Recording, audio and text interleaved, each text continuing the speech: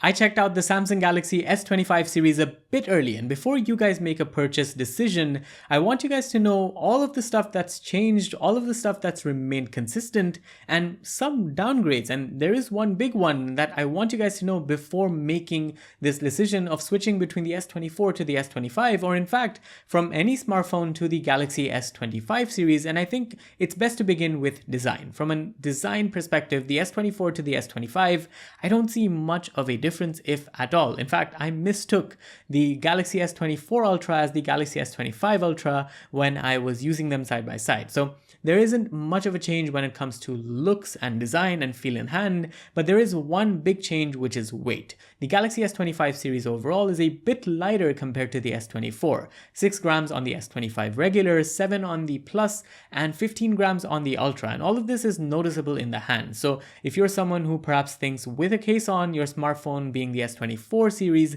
is a bit too heavy, going to this might be a worthy upgrade.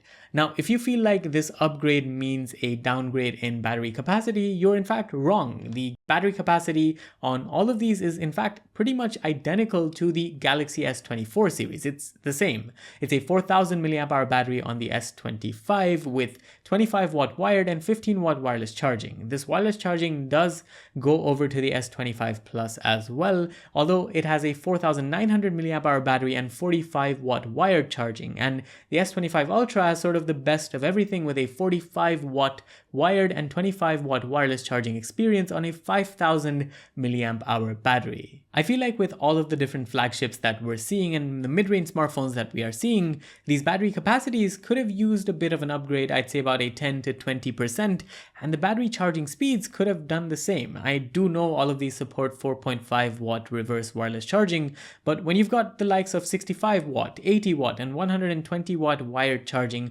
on a mid-range smartphone, getting a 45 watt experience on the Galaxy S25 Ultra is a bit of an amateur upgrade if you ask me. This is something that Samsung could have worked on. I have mentioned it in the past, but Samsung doesn't seem to be working on it, which I don't know why, but it is what it is. But finally, after so many years of complaining to Samsung, one place where it has worked is when it comes to processing. The Samsung Galaxy S25 series overall has the Qualcomm Snapdragon 8 Elite processor, so none of this Exynos on this and Snapdragon on this and Exynos in this region, all of that is gone. It's a standard Qualcomm Snapdragon 8 Elite chip, a slightly overclocked version compared to other flagships that you find in the market, so you're going to be getting better performance, and you're going to be getting better performance than a flagship this year as well. So props to Samsung for that, and that is definitely a few brownies from my end to Samsung. Okay, now going back to the Galaxy S25 and the S25 Plus,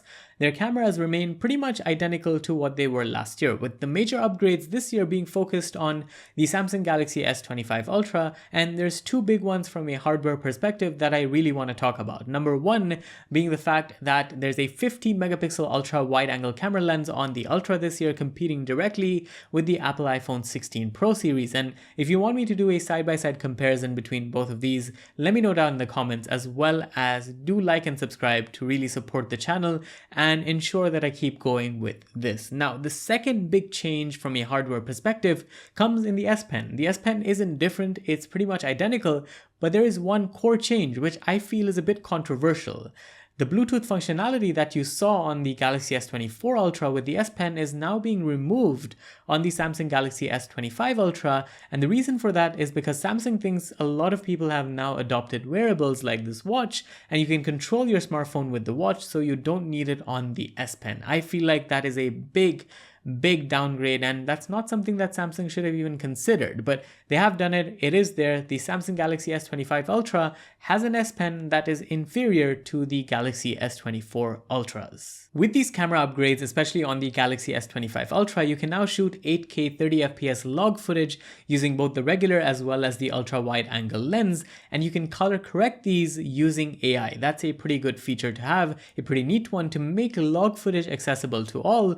And number two is the fact that you can stitch clips up and make your own short form content using AI as well. All of these I've documented in shorts that I've posted on my channel, so do check them out. But beyond these hardware features, there are software features that are available using Galaxy AI all across the board when it comes to using a Galaxy S25. Number one is the fact that Galaxy AI is still free. I've asked Samsung whether it's going to be a paid upgrade this year, and so far they haven't been able to comment on that, but I feel like they're going to keep it free and make sure that all of these features with AI lure you in so that you get used to it and then you're sort of obliged to pay Samsung at a later stage. But I want to talk about one feature called the Now Brief. This is based on your activity for the day and gives you a rundown of what's going on for you during the day. You can link multiple applications here, and that's something that Samsung's also focused on here. The Galaxy S25 series learns with different applications and learns with use. So if you constantly listen to a particular track, let's say after an alarm,